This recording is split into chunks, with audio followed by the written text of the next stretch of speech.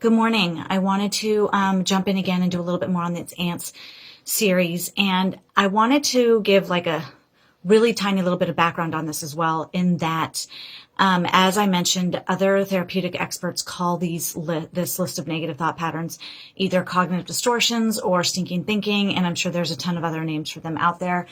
The list that I use, being known as ANTS, automatic negative thoughts, that acronym, that concept of ANTS, I got from an expert named Dr. Daniel Amen. I'm honestly not sure if it's Dr. Amen or Amen, but I think it's Amen.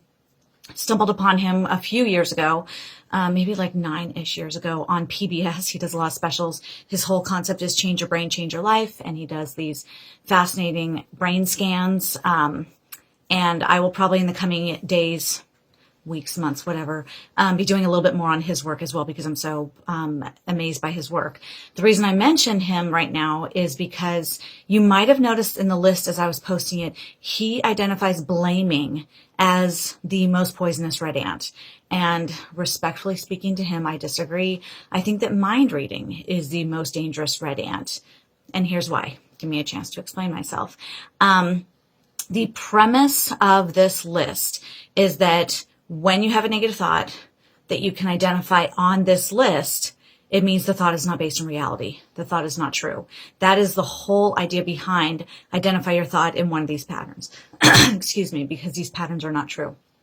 The problem, the challenge I should say I have with mind reading is that it's the one thing on the list that sometimes you might be right.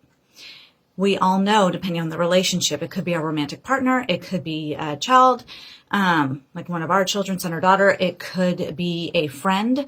So it depends on the relationship. There is a chance that when you mind read, you might be right. And that to me is dangerous, is way too harsh of a word, but relatively dangerous, because that's the one thought pattern identified on the list that may actually be based in reality. So I do encourage my clients to at least double check it. Like if you're doing something and you can see it on the list and it's mind reading, okay, you need to give it a little bit more thought. You might not be right. But you might be. And the example, I don't even know if this was in the book, but the example I always use is if I walk into work, back when I used to work in an agency and had a boss, if I walk into the office and my boss just kind of not necessarily gives me a dirty look, but looks at me in a negative way, I might go into my office and now start thinking all morning, what have I done? Did I forget to turn something in on time? Why is she mad at me? Mind reading. And then let's say I run into her a couple hours later in the kitchenette and she says, I've been in the worst mood all morning. I got in a fight with my husband this morning. Husband, child, whatever. That was mind reading. So if I can check it and look at the list, okay, I'm mind reading. It may not be true that in that one I was also personalizing. She gives me a dirty look. And in fact, based on her story later, she didn't even realize she was giving me a dirty look. She was kind of walking around all day with a scowl on her face.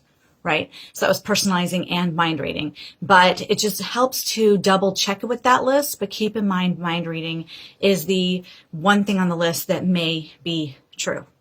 The second reason I think that mind reading is a teeny bit dangerous is because there's a very fine line between mind reading and know your audience. And there is a difference, and it's important to know your audience. Know who you're talking to. If you are someone who happens to be very sarcastic or playful, is the word some people give to that. If you're talking to someone in that moment, be it your partner, again, your child, a friend who is simply not in the mood for sarcasm, games, whatever, then know your audience and maybe don't act that way in that moment. So there is some benefit to mind reading when it's know your audience instead. But again, there's a very fine line between the two. So for those two reasons, I think that mind reading is actually the most dangerous out of them. I do agree with him that with Dr. Amen that blaming is dangerous and likely is one of the red ants. Like I'm saying, I just don't think it's the most dangerous.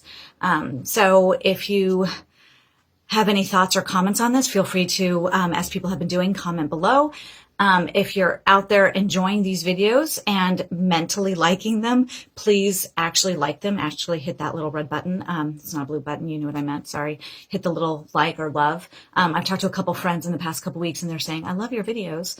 And I say, well, then like them, like actually on the screen, so that I know, because it's nice to know that there's actually people out there in the like netherworld of the internet who are watching these and getting some benefit out of them. So like them, love them, comment on them, share them with friends. If you would like a little bit more information on doing therapy with me, feel free to reach out in any capacity. My website is victoriaisa.com, and there's a contact me page there. It might help to just look around that website, see if my method speaks to you, see if you think we'd be a good fit. You can also call me or text me. My business phone is a cell phone, so I can get text on that, and that's 857-891-0146. You can also email me at victoria@victoriaisa.com. So whatever method works for you, feel free to reach out and see if you want to work together as well. Enjoy the rest of your day. Bye-bye.